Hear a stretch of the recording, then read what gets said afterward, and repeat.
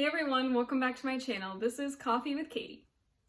I have my Morning Beautiful mug. I have this one, and then my husband has I think Good Morning Handsome. We got him as a matching set when we got married. It was super cute. And I love mugs, so.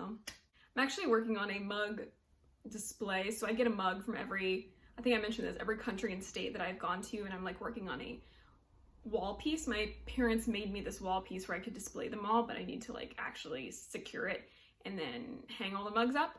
So that's gonna be a project, that'll be fun. So today's video, we're just gonna be doing a lot of questions. There's a tag going around called 20 Bookish Questions. The person who started, I'll have linked down below. And then the video that I first saw somebody do this tag, I will also leave their video down below. And again, did anyone tag me? Absolutely not, but I'm gonna do this tag anyway because it sounded fun. And it just kind of sounded like a cool video to do today. So I'm gonna be answering 20 bookish questions. So the first question is, how many books are too many in a series? I feel like this is a tricky question. So for me, if we're getting into too many books in a series, it depends on the series. So if I really love the series and I never want it to end, I don't mind it being pretty long. But I do think there's something to say about fewer books and saying less and getting a better story across. So for instance, Wheel of Time, I have the first one here. I haven't started it yet, but I'm really scared to start it because there's 14 to 15 books, with prequels and everything. And that's really intimidating, and that makes me not want to read something.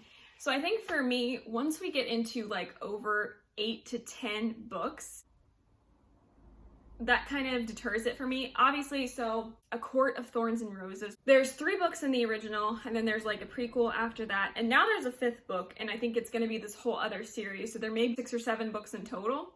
And that one I'm okay with, but I think that's because I read the first 3, I'm in the prequel, and I have this one here, but they're not all sitting in front of me. But if it got to 8, 9, 10 books, I think I'd just be okay, what more could you say in this world, in this story, you know?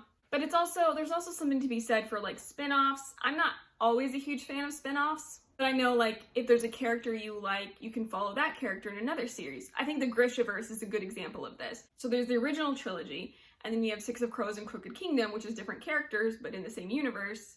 And then King of Scars, Rule of Wolves is off of one of the characters from the Grishaverse. So when you're doing stuff like that, I kind of like those more than I like the same story just continuing. So I guess if you can focus on different characters and it's a longer series, I'm more okay with that than it just being a really long series that drags along for 20 books. So how many books are too many in a series? I would say 10. The second question is, how do you feel about cliffhangers?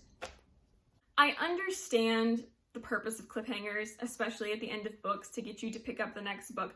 However, I hate them. I hate them for that purpose, but I understand that's what they're for. And I think cliffhangers can go either way. I think they can be done well, or they can be done poorly. Or they can just be done in a way that really irritates you. So I think some cliffhangers are good. It keeps you intrigued in the story. It keeps you wanting to turn the page. It keeps you wanting to pick up the next book. I think for that function, cliffhangers are good. And even though this instance I'm about to talk about, the cliffhanger worked, made me really angry. So Kingdom of the Wicked, I love that book a lot. It was a huge cliffhanger that it left on because the entire time I was reading that book, I wanted this thing to happen. And the cliffhanger of the end of the book was that that thing was about to happen, but it wasn't gonna happen in this book, it was gonna be in the next book. Carrie Maniscalco, we have a little bit of beef with that because now I gotta wait for this other book. Did the cliffhanger do what it was intended for? Yes, it did. Did I enjoy it? No, I did not. So I feel like I understand the purpose of cliffhangers. I like them, but as a reader, sometimes it's just dang it all, just tell me what happened. So I think I like them if they're done well, but sometimes I just want to know and I don't want a cliffhanger. Just tell me. I'll continue reading the series anyway. Question 3 is hardback or paperback? Reading, I will say paperback. I love reading paperbacks. I just talked about this book, but Vicious, nice floppy paperback. I love physically reading paperbacks. I think aesthetically, hardcovers look better on shelves, or they can. So I think for aesthetic purposes, I like buying hardcovers, and usually they're sprayed edges and really pretty, and sometimes the hard cases have like stamps or like designs on them that make the hardcovers really pretty. So I would say both, but I would say I like hardcovers for displaying purposes and I like paperbacks for actually physically reading. Question number 4 is, what is your favorite book? Vicious by V.E. Schwab. This is my favorite book of all time. It took a while for me to even say that I had a favorite book. Again, I've said I've had favorite series, I have favorite authors, so I have series that I like from those authors. But if you were to tell me what, out of all the books you've read, what's your favorite book, I wouldn't really have an answer for you previously. That is not the case now. Vicious by V.E. Schwab is my favorite book. So good. I have a review of this book up, or it should be up. If not, it'll be up soon. Check out that video if you want to hear more. Question number 5 is, what is your least favorite book? I'm planning a video in the future where I'm going to get into more books I don't like. I don't want to spoil too much of that in this video, but my least favorite book is The Starless Sea by Erin Morgenstern. If you want to hear why and you want to hear me rant about that book, stay tuned for my future video of books I don't like. But that's my least favorite book of all time. Again, not going to get into it today. I will get into it at a later date because I will not be able to shut off my mouth once I start popping off about this book. Question number 6 is, love triangles, yes or no? So, I don't mind love triangles. I don't necessarily like them. I don't necessarily hate them. I think they can be done well, but I wouldn't say that I care for them. If we're talking about relationships and romance, I think I would just much rather have a well-written romance between two characters than I would a love triangle. I liked love triangles when I was a teenager. I thought they were fun. I liked Twilight. I read The Mortal Instruments, didn't like that love triangle, but that's a bad example. I like the idea of having two characters and you're kind of choosing between them. I think that's fun and it can bring some tension and dynamics to that. However, I feel like the character that gets chosen is never the one I like, or it's just very obvious which one's going to be chosen. So I think if they're done really well, I enjoy them. But if they're there and they're not done well, or they're just there in general, I don't really care. It's not something that I look forward to in books. It's not like a selling point for me. So I would say I'm just kind of meh about love triangles. If it's there, I will tolerate it. If it's done well, I'll enjoy it. But for the most part, I wouldn't mind if they weren't in books. Question number 7 is the most recent book you just couldn't finish. So I had to dig deep for this because I have a problem with needing to finish what I read. So I probably should work on DNFing more books, which is did not finish if you didn't know. I should probably work on doing that, but honestly, I power through books because I want to know what happens. And it's just kind of a, I don't know, character flaw in myself. Even with movies, if I'm not enjoying it, I will finish it because I want to know what happens. I want to know if the time that I've invested is worth it in the end. And sometimes that's not the case. So I have trouble not finishing things, but I will say there's one that I have DNF'd and couldn't finish. I'm probably never going to pick it up again, which is probably my own fault, but that is Let It Snow. And this is by 3 authors. It's like short stories, so it's by John Green, Maureen Johnson, and Lauren Miracle. And it's 3 holiday romances. I don't know what possessed me. I think it's because I like Hallmark movies during Christmas time. But I bought this because I thought it would be really fun to read, like in the wintertime and Christmas time, like on Christmas vacation, like when I'm chilling with my family or when I'm at home and I just have a couple days off. I thought it'd be really cute to like read through this. I picked it up, I think winter 2019, so a couple years ago. I made it through part of the first short story to page 39. That's where I'm at with my little receipt bookmark. That's as far as I got and I've never picked it up again. And I don't think I ever will. I think this is my fault. I think I like watching chick flick type things, or I like watching Hallmark movies, like when the mood strikes. And I thought I would enjoy that in book form and like reading a cute contemporary romance. That's not who I am as a reader, and I need to understand that about myself. And I don't think I'm ever gonna pick this up again. And it sucks because, you know, there's nothing necessarily wrong with this book, but I was just bored. And I'm sure it didn't even get into the plot, and I just like couldn't do it. I couldn't finish this. No fault of the book itself. I have nothing like negative to say. I was just bored and couldn't push myself to continue before I think the plot even really started in the first story. Don't force yourself to read things you don't want to read. Question number 8 is a book you're currently reading. I was going to say another book for this, but I actually finished it today. So the book that I'm currently reading is A Court of Frost and Starlight by Sarah J. Maas. I have the cover off right now because I'm reading it. This is a part of my July TBR, so this is what I'm reading currently. I'm that far through. Question number 9 is the last book you recommended to someone. And I'm trying to think, so I'm going to say 2 answers for this, and it was actually the same person. But Vicious by V.E. Schwab, I recommended because I was talking about how it's my new favorite book. So obviously I want anyone to read it. But I'm not sure if I actually said, like, you should read this book or if I was just gushing about it. So Vicious by V.E. Schwab. The other one would be A Court of Thorns and Roses by Sarah J. Maas, which I have the slipcover here because my friend's currently borrowing it. Because I was kind of telling her about it because I really like the world and the aesthetics of like the Night Court and the Illyrian wings and stuff like that.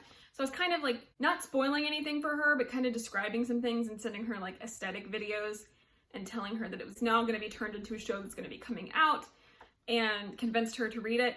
And so she has them right now and she's reading it and she's really enjoying it. So I guess that one. Never thought that would be the case. I don't know what happened to me.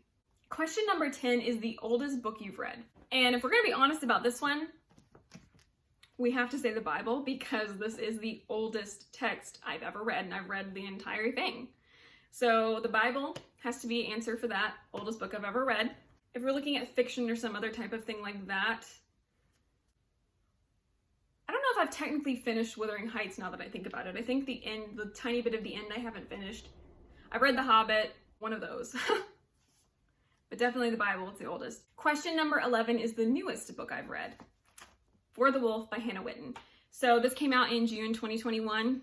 I read it. So this has to be the answer for that question. I really enjoyed it, by the way. I have a review up for this if you want to see it. Question number 12 is favorite author. So I feel like in order for me to say favorite author, you have to read multiple things from them. So I don't think I can include V.E. Schwab in this, or I would. Stephanie Garber is one of my favorite authors of all time. She wrote the Caraval series. It's 3 books, but I'm going to read whatever she writes. She has a new book coming out in September. I'm going to be reading it. Another one that I actually really love is Marissa Meyer, and she wrote up here the Renegades trilogy. She also wrote the Lunar Chronicles, which I've read. She also did Heartless. She's just one of those authors that I will also read anything she writes. Leigh Bardugo's another one. I'll probably read anything she writes except Ninth House. That one scares me a little bit. We'll see. But if I had to pick just one out of those, I would say Stephanie Garber. Question number 13 is buying books or borrowing books. So this gives me like a little existential crisis. So I love buying books. I love having them on my shelves. I love finding really cool editions. I like collecting them. But what I have been trying to do, and I would say I'm doing a much better job of this in the recent year, etc., than I have been, is I've been trying to utilize my library a lot. It's hard for me to, I don't know why, but it's very hard for me to read physical books quickly from my library. I don't know if it's like the pressure or what it is, but when I rent something from the library, I feel a lot of pressure to finish it before the due date, obviously. So I tend to not physically pick up books from my library a lot. I do utilize Libby religiously though, and I rent audiobooks all of the time. And what I've kind of tried to do is I will listen to a lot of audiobooks for free, and then if I really love the book and I don't already have it, then I will like put it on a list to buy.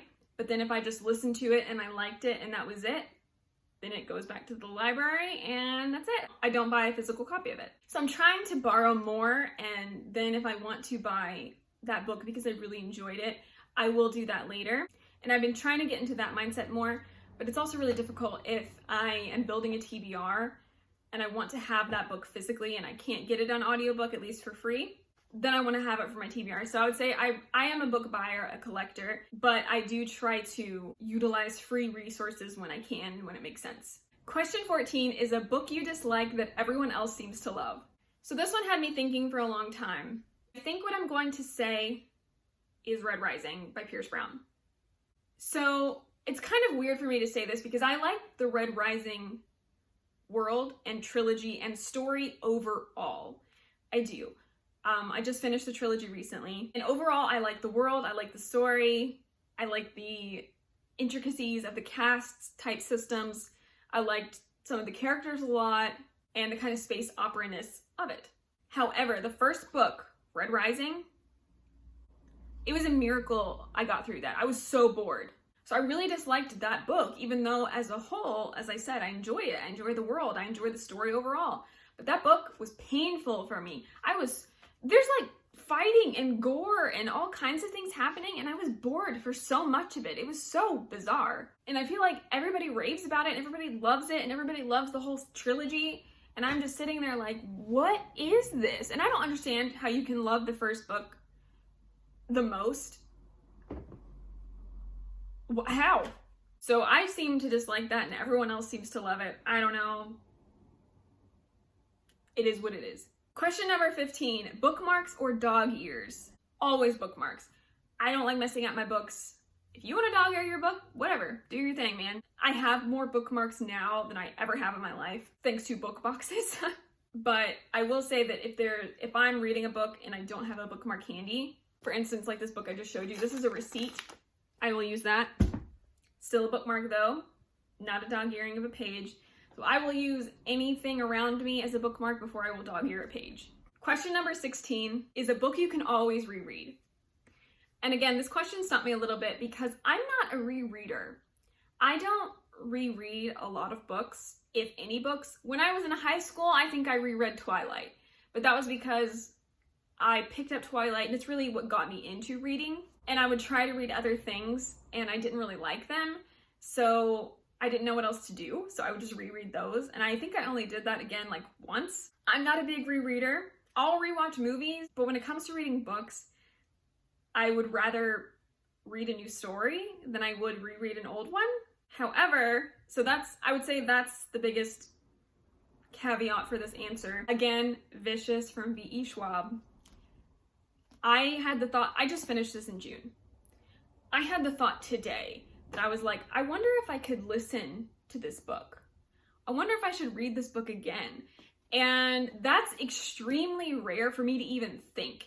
It doesn't even cross my mind to reread books, but this one crossed my mind of like listening to it as an audiobook, and just the fact that I even considered it just says a lot to me. So this one is one I would reread. I would probably also like to reread the Caraval series someday, but not soon, even though I love it. I love it so much. I'm just not a rereader. So I would say Vicious is my answer for that. I would also probably reread these at some point, maybe listen to them, something like that. Question number 17 is, can you read while listening to music? I don't think so. So could I? In theory, yes. I could have music in the background and I could read. But in general, I find that if I have too many sounds going on in the background that are too attention grabbing, I cannot do it. There's one musical artist, Sleeping at Last, if you've heard of them. I used to listen to them all the time while I was doing homework or reading for homework because it was very calming and very like background noise-ish. And they're the only musical artist that I have found that I can read or do other things while listening to them. But if it's not them, I can't really do it because I feel like my attention's split to these songs that I like or voices in the background and stuff like that. Like if I'm watching TV and I'm trying to read, I can if I need to. Like if I'm reading and my husband's watching something, I can do it, but it's much harder and my attention keeps like going back and forth. So can I? Sure. Do I choose to? No. So question number 18 is one POV or multiple POVs? If you don't know what a POV is, it's a point of view. I would say for this, I usually prefer multiple point of views. I usually prefer seeing the story from all of the different characters' views and personalities. But I will say there are times when there are multiple POVs and I don't like one of the POVs, and then it's hard for me to get past that. So like, I really love the main character's POV, or I really like this character's POV, and I'm really invested in the story and I'm loving it and I'm reading it, and then it switches to the other POV and I'm bored. That's when I don't like them. But if they're done well and I'm intrigued by all the POVs, I prefer multiples. But there's nothing wrong with one, and most of the books I think I read are one POV. But yeah, I think it depends on how the POVs are done and if I am connected to the characters. For instance, Six of Crows, I think those multiple POVs were done very well. I felt like I liked all of the characters and I was interested in all the characters' viewpoints. I also listened to both of them while I was reading, And it was really interesting because they each had a different voice actor, so I think that helps a lot too. But for instance, when I was reading For the Wolf, I really didn't like one of the POVs. It was just kind of boring to me, even though stuff was happening in the story. So I think it depends, but I think for the most part, I prefer multiple POVs. Question number 19 is, do you read a book in one sitting or over multiple days?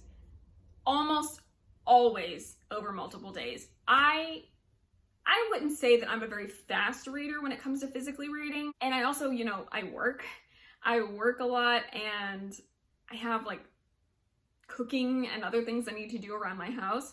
So for me to sit down and read a book in one sitting is extremely rare, if ever happens. I would say the only times that happens is if it's like the Wayward Children series and I'm listening to one, but even then that's listening, it's not sitting and reading. So usually multiple days, unless it's very short, and then I can usually do it in one sitting, but I almost always multiple days. Question number 20 for this Bookish Questions tag is, who am I going to tag? So I have no idea if they'll see this or if they want to participate, but it would be super fun if you did. So I would like to tag Elliot Brooks. She's like somebody on BookTube I watch all of the time, and she's really successful and doing a great job, but I just really like her. So I would like to tag her in this. If she wanted to do this tag, she'll probably never see this, but oh well. I'd also like to tag Ocean Reads, Megan's Reading Revelations, and Catlin Reads. I enjoy watching all of your channels, and hopefully you guys would enjoy watching my channel. So yeah. Alright everyone, well I hope you enjoyed this video of bookish question type things. Let me know if you would like to see other videos like this, if you would like me to do any Q&As. Please like this video if you liked it, and subscribe if you want to. And if you made it through this whole video, I would love for you to answer one of the questions in the comments or leave a book stack emoji in the comments to let me know you got this far. Alright everybody, I will see you next time. Stay safe and caffeinated. Bye.